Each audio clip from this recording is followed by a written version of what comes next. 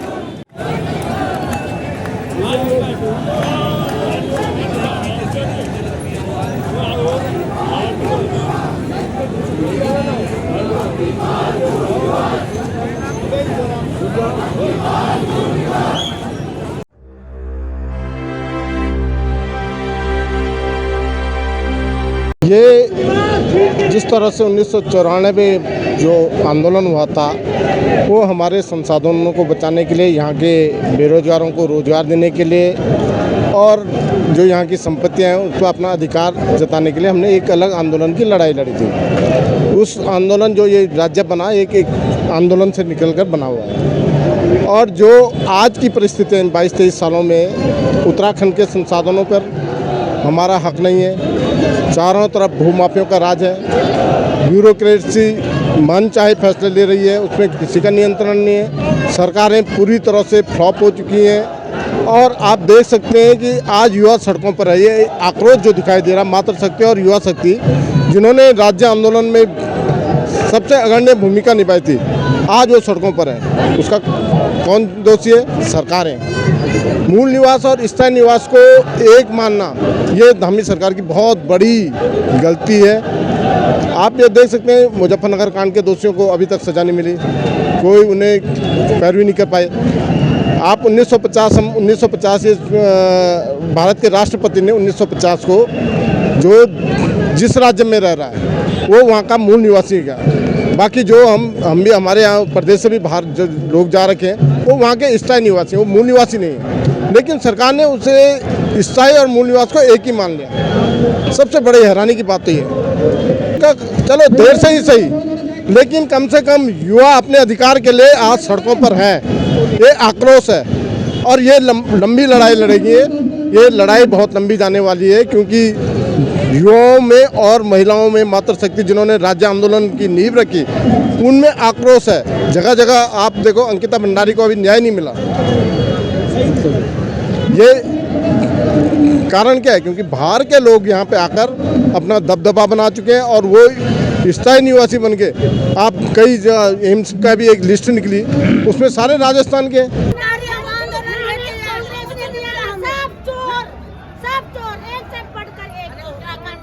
चोरों की यहाँ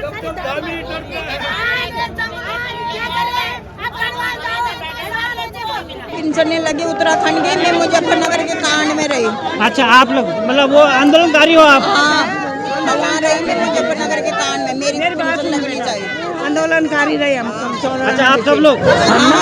तो ये है कि हमने कितने डंडे खाए, अभी तक यहाँ चोट लगी। मेरी पेंशन नहीं लगी और छोड़ो तेरे अंकल जी भी नहीं, मेरी बेटी है, शादी हो गई, मैं अकेली रहती हूँ। इनको छोड़। तो आप आज यहाँ पे क्यों आ रखे हो? बोले क्या मांगे आपके यहाँ पे? मेरे को ये मांग है कि मेरी उत्तराखंड की पेंशन लगनी चाहिए आपकी? और जो मैं वहीं मर जाते, मेरी बेटियों की शादी नहीं हुई है, 3 बेटे हैं मेरे। अच्छा, 3 है और शादी हो गई, अब हुई शादी। अच्छा, और कोई रोजगार नहीं है, मैं तो बड़ी हूँ, देख लो मेरा आधार कार्ड था। चलो ठीक है। मेरी पेंशन लगनी चाहिए ना, और क्या। अब ये साहब सिर्फ अब उत्तराखंड को बचाने की लड़ाई है। ये जब से राज्य बना है 2 पीढ़ियां तो बर्बाद हो चुकी हैं, उनका भविष्य जो है चौपट हो गया है। आज ये तीसरी पीढ़ी को जो है बचाने की लड़ाई है। चलो देर से ही सही, लेकिन आज जो है जनमानस जो है जागा है उत्तराखंड का। और आज आपने देख लिया कि पूरा उत्तराखंड के हर कोने से जो है लोग जो है आज सख्त भू कानून की और ये मूल निवास की बात को लेकर उतरे हैं। और निश्चित रूप से यहाँ पर जो है आपको ये व्यवस्था लागू करनी पड़ेगी सरकार को।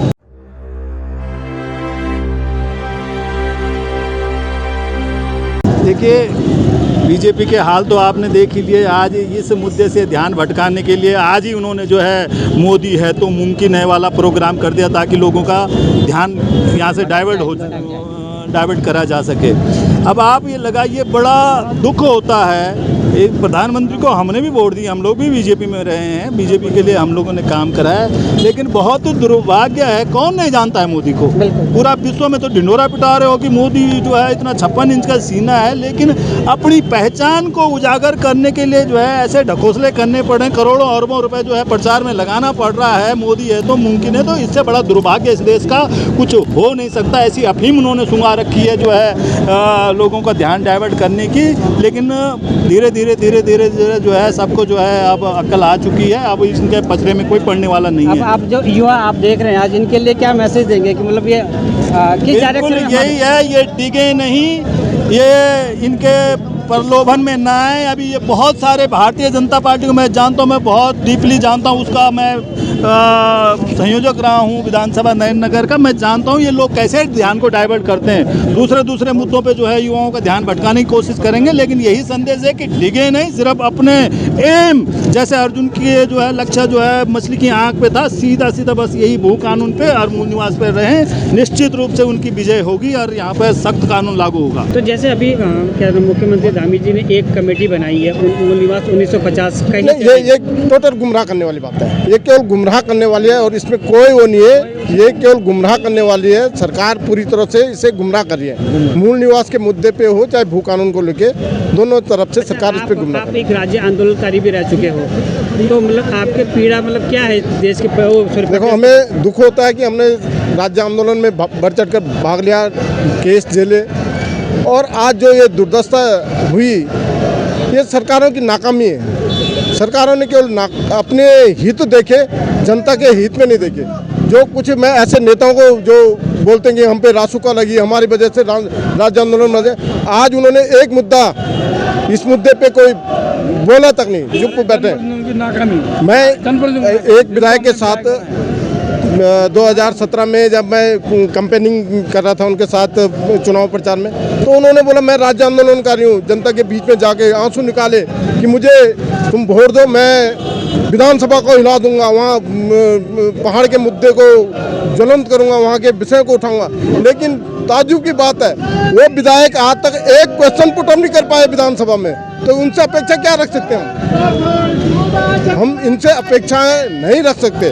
हम अपनी लड़ाई स्वयं लड़ेंगे, और जैसे हमने राज्य बनाया वैसे हम इस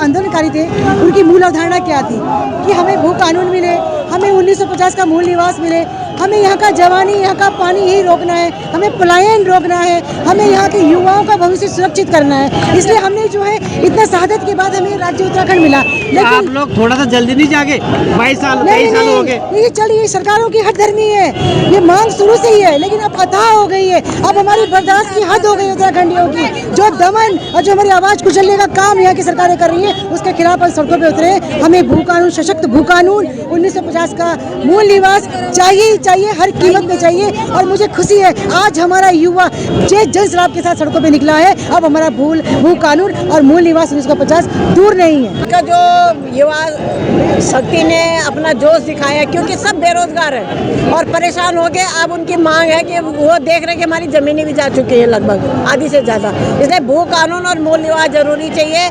क्योंकि यहाँ स्थायी निवास जो एक साल में यहाँ रह रहा वो भी स्थायी मूल निवास वाला है और हम पहाड़ के जो हम परमानेंट है हमें भी मूल निवास जो है स्थायी बना दिया। आप लोगों की 2-3 मुख्य मांगे कि भू कानून हो गया, यहाँ का मूल निवास जो प्रमाण पत्र है वो यहीं के लोगों को मिलना चाहिए। यहीं के लोगों मूल निवास 1950 का यहाँ के लोगों को मिलना चाहिए। तो आप लोग थोड़ा सा मतलब ये तो 22-23 साल हो गए हैं इन चीज़ों को, लेकिन हमें 22 साल से उठाई जा रही है। 22-23 साल हमने राज्य बनाया, हमको पता है कि हमने कितने ज़्यादा परेशानियों में अपना उत्तराखंड राज्य बनाया। हम पहाड़ी लोग बहुत सीधे दिमाग के होते हैं, सरल होते हैं। हमने सोचा अब हमारे बच्चे तो नौकरी भी लगेगी, हमारी जमीन हमारे यहाँ काफ़ी अच्छा प्रोग्रेस होगा उत्तराखंड में। ये तो पता ही नहीं था कि यहाँ राजनीति के चलते जो है माफियाज का अड्डा हो जाएगा और सारी ज़मीनें चली जाएंगी, बाहर वालों को यहाँ रोजगार मिल जाएगा। हमारे बच्चे जगह जगह पहाड़ियों को इतना बेवकूफ़ बनाया कि उन्होंने वो ले करके ज़मीनों को ले करके रिजॉर्ट बना के जिनकी ज़मीनें खरीदी उनको 10-10 हज़ार तनख्वाह दे रहे हैं। तो हमें भू कानून और मूल निवास चाहिए।